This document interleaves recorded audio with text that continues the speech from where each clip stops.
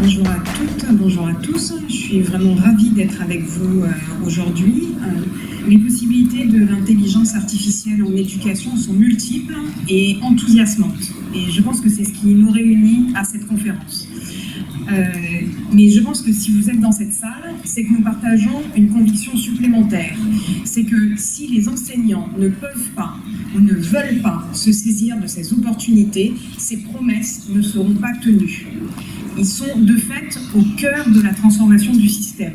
Et l'OCDE ajoute d'ailleurs que transformer les pratiques enseignantes est une réelle difficulté. Et c'est pour ça que dans le think tank avec lequel je collabore, nous avons décidé de nous préoccuper spécifiquement de cette question.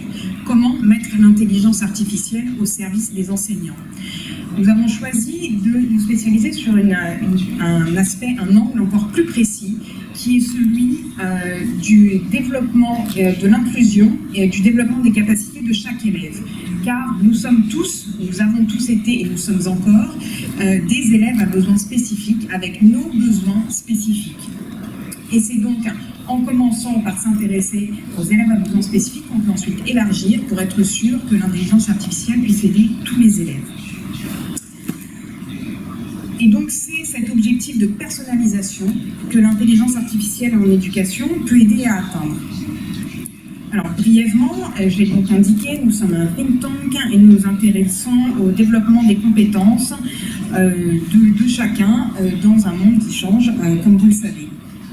Je vais passer brièvement sur les opportunités que représente l'intelligence artificielle en éducation pour les enseignants, dans la mesure où, depuis le début de la journée, on a déjà entendu un certain nombre de ces opportunités et les collègues qui m'ont précédé en ont aussi noté un certain nombre. Donc évidemment, nouvelle possibilité d'articuler l'accompagnement adapté de chaque élève et la consolidation d'un socle partagé de savoir et de connaissances. Des nouveaux outils d'appui, que ce soit pour les enseignants, mais également pour les élèves, que ce soit dans l'évaluation, que ce soit pour des chatbots ou des aides à l'organisation pour les élèves. La mise en œuvre facilitée de méthodes pédagogiques ciblées et un suivi plus fin de la progression des élèves. Le fait de mieux articuler le scolaire et les autres espaces de connaissance et d'apprentissage, donc le scolaire et le non scolaire. Et puis, des outils pour les élèves, pour leurs apprentissages en autonomie, pour une meilleure appropriation des savoirs et compétences et des possibilités d'expérimentation accrues.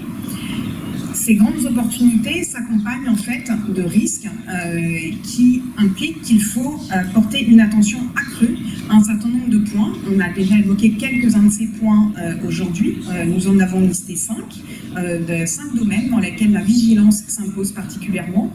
Tout d'abord, une vigilance éthique.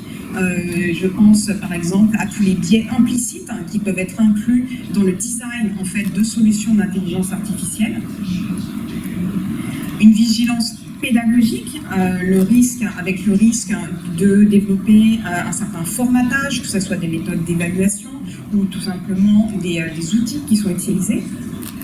Une vigilance technique, avec des risques d'usage non contrôlé, non maîtrisé de données personnelles. Une vigilance sociale, le fait que ces technologies pourraient en fait renforcer des inégalités qui sont déjà existantes, alors qu'on voudrait s'en servir pour justement niveler les inégalités. Également une vigilance économique, faire attention au fait que la puissance publique ne se retrouve pas dépendante vis-à-vis d'opérateurs privés qui se retrouveraient en situation de monopole et donc mettraient l'État en situation de dépendance. Ces réflexions nous ont amené à proposer un certain nombre de principes directeurs et ensuite je détaillerai les propositions concrètes que nous avons faites, mais un certain nombre de principes directeurs pour un usage raisonné de l'intelligence artificielle à l'école. Alors je précise que ce travail a été fait avec l'idée de travailler pour la France, mais je pense qu'il y a un certain nombre de ces propositions qui sont aussi utiles dans d'autres pays. Donc premier principe, envisager l'intelligence artificielle comme un outil et qui viserait à développer les capacités et potentialités d'action des acteurs de l'éducation, les enseignants, les élèves et les étudiants. qui aurait pour objectif prioritaire le développement des capacités des élèves et des étudiants à besoins spécifiques, avec cette idée que si on commence par travailler sur les élèves et les étudiants à besoins spécifiques, les solutions qui seront développées engloberont en fait tous les élèves. Alors que si on commence à travailler sur tous les élèves, ça demandera un travail supplémentaire en amont pour inclure ensuite ceux qui ont des besoins encore plus spécifiques. Le fait que les solutions d'intelligence artificielle doivent conforter la liberté pédagogique des enseignants, ce qui est le cas en France, et le fait que le développement des solutions d'intelligence artificielle dans l'éducation doit être inscrit dans une réflexion plus large, pas uniquement le développement de solutions techniques, mais une réflexion plus large sur l'avenir de l'école et les finalités de l'enseignement que l'on souhaite la voir atteindre. Que ce soit sur le développement de règles éthiques qui doivent être appropriées et comprises par les ensembles des parties prenantes qui sont impliquées, le fait de réfléchir aux usages, quels doivent être les objectifs de l'enseignement, quel type de compétences, de connaissances est-ce qu'on veut arriver à faire apprendre, et puis le fait, vu les risques, d'utiliser en fait ces outils là où ils apportent un réel plus et où l'apport est significatif.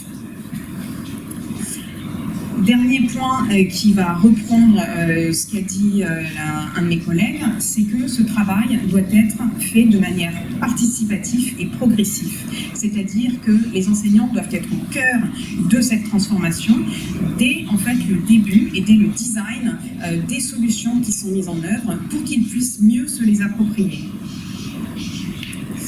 C'est donc notre méthode, la méthode de travail qui a été la nôtre, une méthode de co-construction. Et donc les propositions que je vais ensuite vous présenter ont été travaillées en fait non seulement avec les acteurs des ministères concernés, et d'ailleurs je remercie ici Jean-Marc Merriot qui me fait l'amitié d'assister à cette présentation, donc le représentant du ministère de l'Éducation nationale en France avec lequel on a beaucoup travaillé, mais nous avons également travaillé avec d'autres institutions publiques qui sont concernées, comme les centres de recherche. Nous avons travaillé avec les universités et les organismes de formation.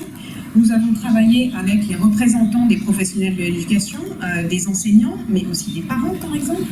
Nous avons travaillé avec l'écosystème de l'intelligence artificielle et de l'EdTech, c'est-à-dire l'ensemble les représentants des industriels qui travaillent pour développer ces solutions, et puis également avec des acteurs de terrain qui agissent aux côtés des enseignants sur le sujet.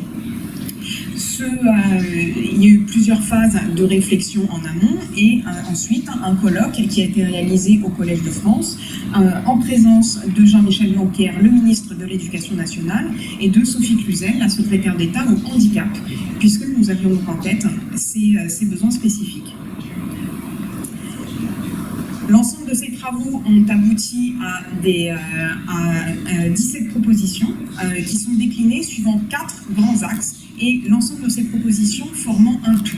Alors, je ne vais pas toutes les détailler parce que sinon on n'aurait pas le temps, mais simplement brièvement lister un peu ces axes, ces grands axes d'action à mettre en œuvre. Le premier axe d'action étant de définir une politique précisant les finalités de l'usage de l'intelligence artificielle en éducation et en déterminant les modalités de son développement. Et donc, là-dedans, on va avoir par exemple le fait de lancer des missions pour réfléchir sur l'intelligence artificielle qui vont inclure toutes les parties prenantes du domaine. Encore une fois, des administratifs, mais aussi des acteurs de terrain, des enseignants, des industriels. Et le fait de réfléchir justement aux règles éthiques que j'ai déjà évoquées tout à l'heure.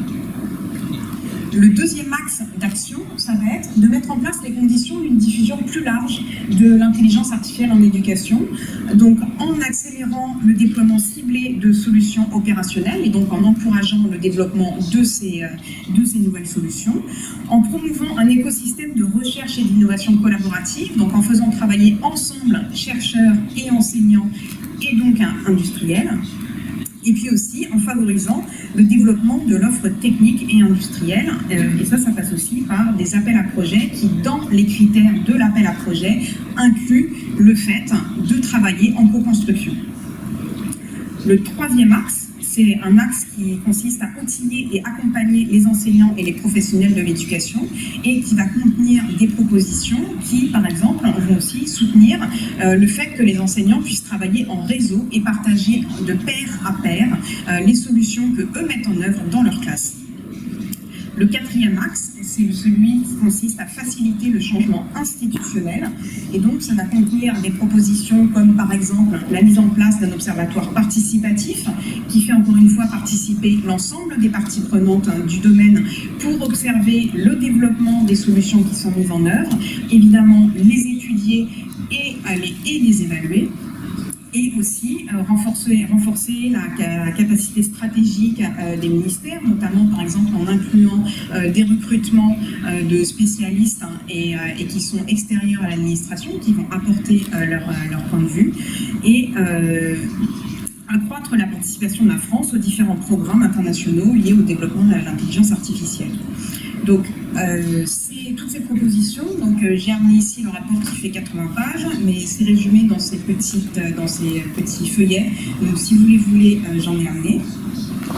Je terminerai en précisant que ce travail est évidemment un travail qui a été fait en commun avec l'ensemble de l'équipe. Je mentionnais notamment Florian Forestier, qui dirige le pôle éducation de Le Plus Important, et également Claude Tran, qui est ici au premier rang. Est-ce que tu peux lever la main, s'il te plaît, qui a aussi participé à ce travail et qui est ici, donc si vous voulez lui parler. Et je finirai en vous remerciant pour votre attention. Merci beaucoup. Merci beaucoup. Thank you very much. Thank you.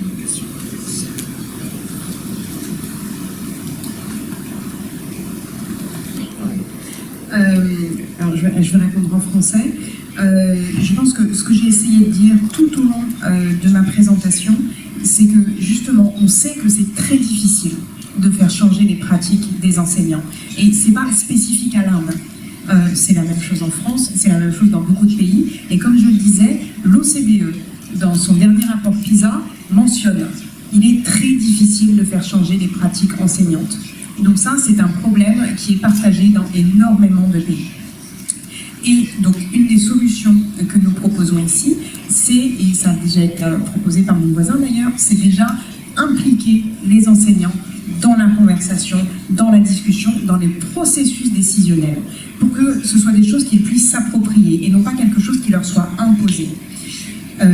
Ensuite, je vais parler d'un autre exemple, quelque chose d'autre que j'ai fait dans ma vie personnelle. J'ai par exemple monté une association d'enseignants pour favoriser, parce qu'en France c'est relativement peu encore développé, le pair à pair enseignant.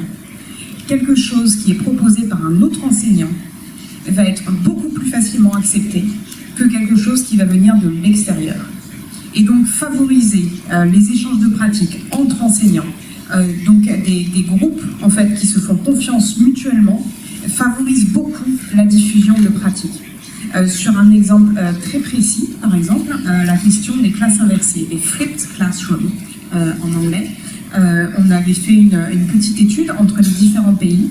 Le développement des classes inversées était jusqu'à 3 fois plus rapide dans les pays où il y avait justement des associations d'enseignants qui favorisaient la diffusion en pair à pair et pas seulement en top-down.